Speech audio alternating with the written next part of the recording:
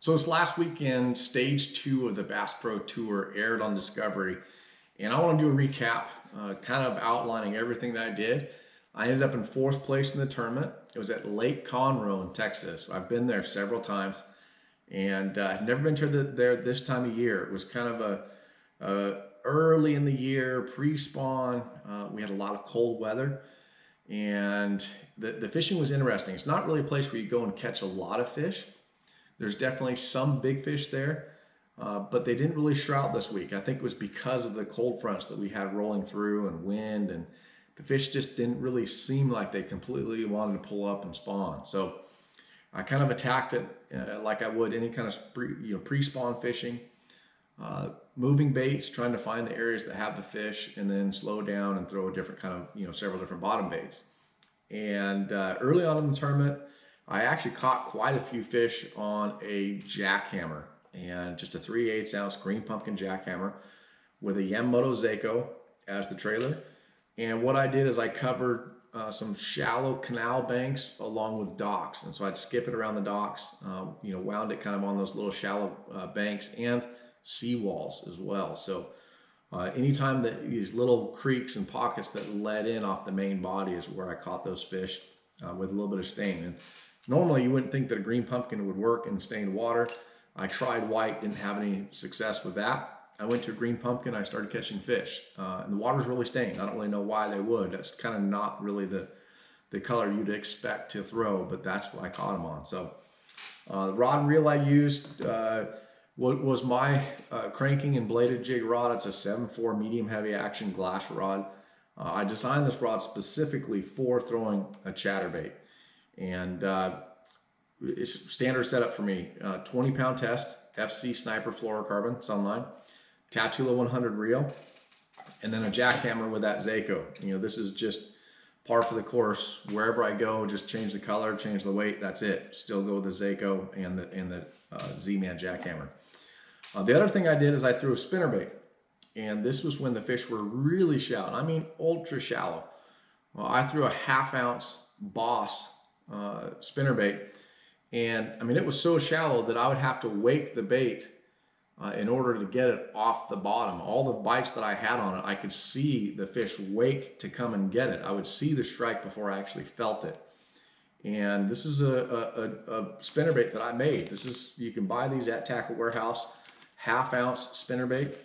And then I put on a 4 and a 3 blade on it. I put a 3 Colorado and a 4 Indiana on there, both gold.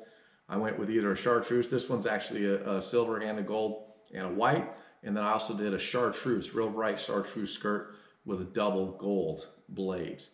And that I threw on my multi-purpose rod, the Daiwa Tatula Elite 7.3 medium heavy. This thing does everything. If you're looking for one rod to do everything, this is the one. So spinnerbait, 1/2 ounce Tatula 100 reel with actually 20-pound sniper.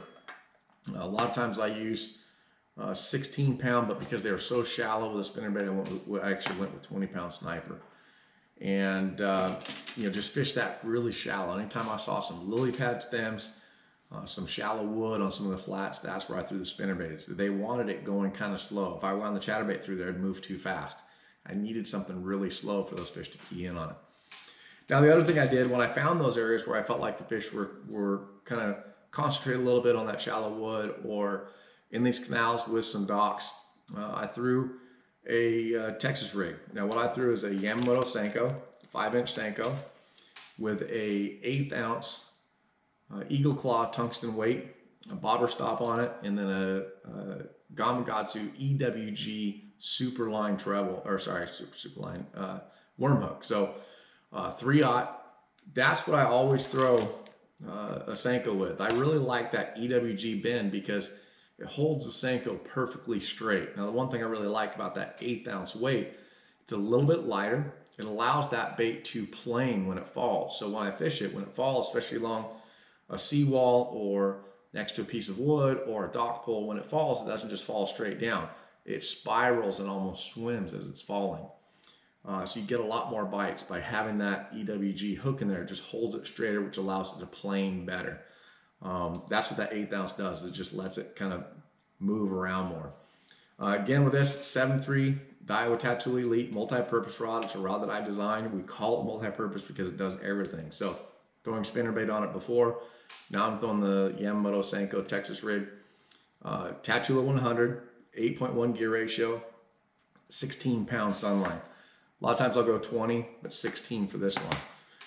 That I caught a lot of fish casting it and pitching around that shallow cover.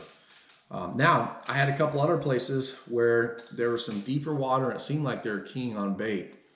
And so what I did is I took a DD78 pointer that's a Lucky Craft. Now, the one thing I really like about the DD78 is it's silent, does not have any rattles. Very little noise to that thing, very subtle. Goes a little bit deeper than other jerk baits. It has a ton of action, It's by far one of my favorite jerk baits that Lucky Craft makes. Now with that, I put it on the Fighter 6.9 medium light action rod, Tattoo Elite from Daiwa, the Tattoo 100 with 12-pound Sunline Sniper. And the only thing I did to change this thing up is I put round bend Gamakatsus and I used 4. I like a bigger hook on this pointer 78. A lot of people will throw 6s on it, but I like 4s with that round bend. They're a long shanked round bend. It's a lot of hook to catch those fish. That's how I caught most of my fish that week. Ended up in 4th place. It was really a great tournament for me. I got some great points. It was a great show on Discovery.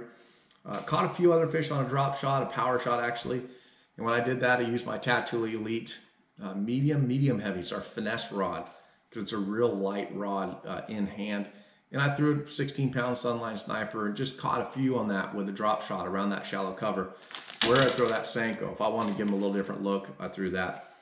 But overall, just a great event and a lot of fun. Got some great points. So all this stuff is available right here on tacklewarehouse.com. I'm going to put up a wish list so that you can check for Brent Ehrler's Bass Pro Tour Lake Conroe wish list. And you can see all the products that I've used. So if you have a question, if you watched the show and you're wondering how I caught them, what kind of baits they were,